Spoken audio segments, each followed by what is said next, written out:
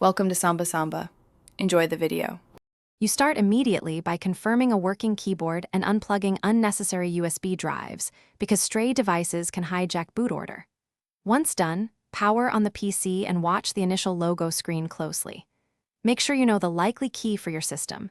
Dell often uses F12, HP F9, many motherboards use Dell or F2, so you don't miss the short window. Press that key repeatedly but not frantically. A steady rhythm ensures the firmware registers the input.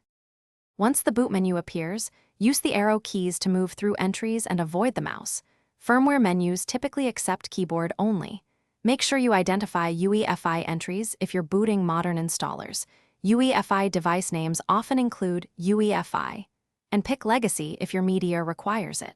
After selecting the intended device, press Enter to boot.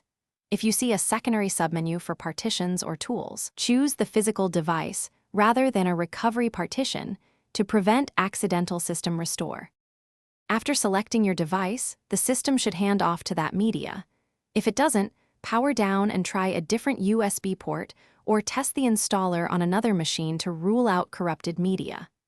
If you want this device to boot by default, enter BIOS/UEFI setup and move it to the top of the boot order, then save and exit. If the firmware is unresponsive, reset CMOS via jumper or remove the battery briefly. This often clears stubborn settings and restores. Thanks for watching. Consider subscribing if we helped you.